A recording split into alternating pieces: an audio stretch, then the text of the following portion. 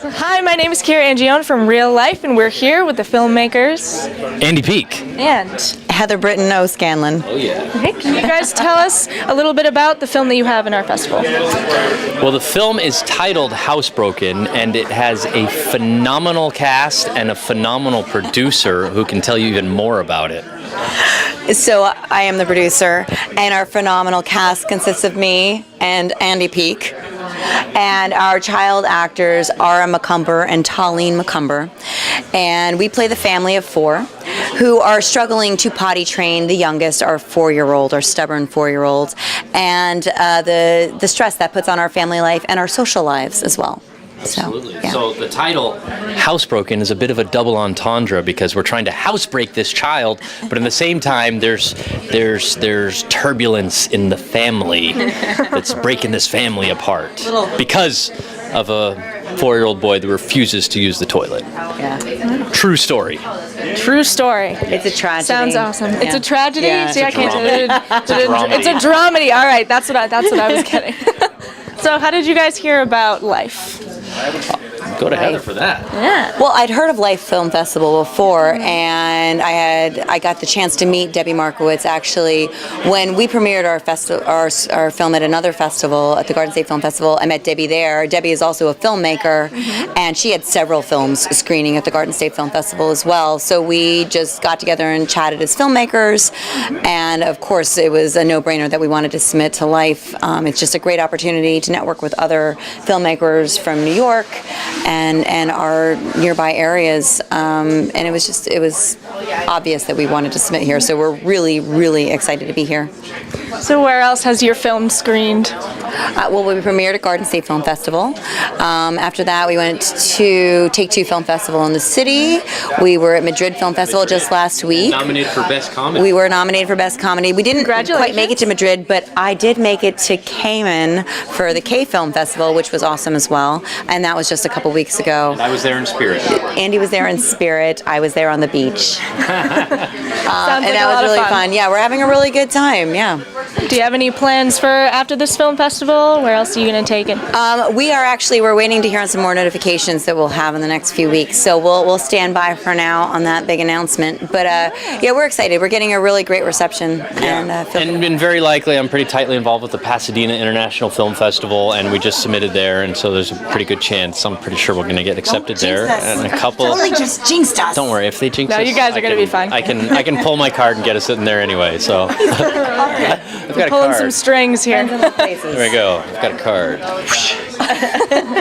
So, how do you guys usually feel before a screening? Are you guys nervous or excited, or what? What is it like?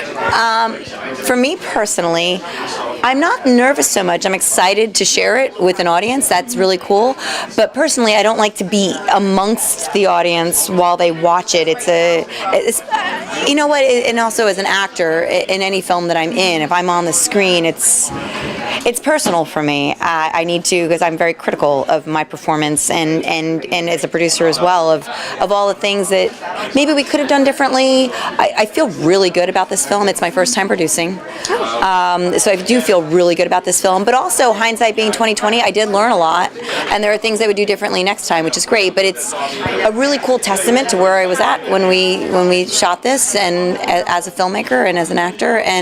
But I hide in the back in the corner of the theater, and I send my family and loved ones up front to go watch it away from me, and I hide in the back, and I'm very happy to have them watch it not sitting next to me. That's how I feel. Sometimes it's hard to watch our own And stuff. she says it's her first time producing. She's done some production before this, and she's a phenomenal producer and a phenomenal actress also. And I'm so grateful that Heather and I got to work together on this project, because I've learned so much from her and just really enjoyed the whole process and continuing to get to hang out with her any chance I get.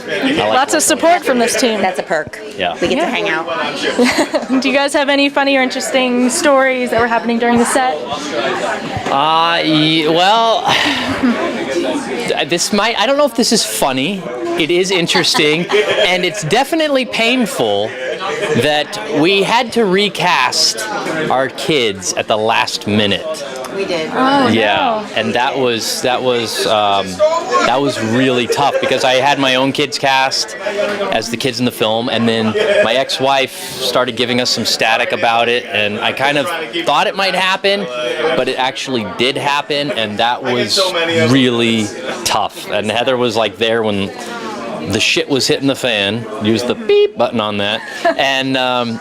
But you know what? We got through it. We got the film made. We made it happen. We made it happen. Heather rocks. We did. And I have to say, Talene and Ara really, they are not actors. They are just children. So they're not even child actors. Talene might have a future in this. They gave such natural performances, and it was great. I mean, you know, there was some stress with having to figure that out the last minute, but these kids were wonderful. When you see them in the film, they were just so natural on camera.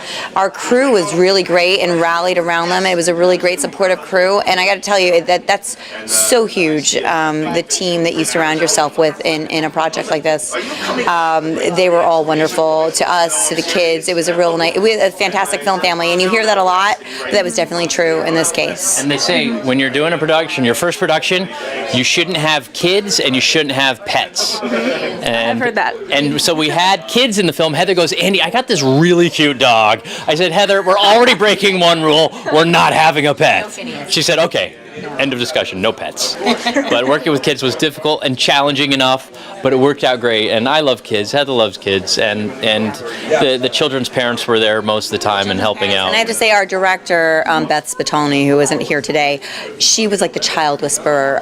She had this just uncanny ability to speak with them in the way that they understood and they got excited.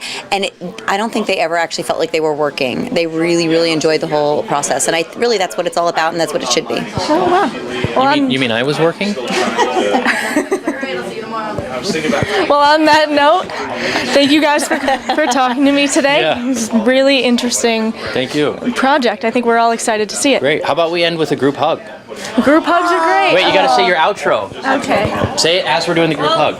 I'm Carrie Angione from Real Life. Thanks for tuning in. And that's Oh, yeah.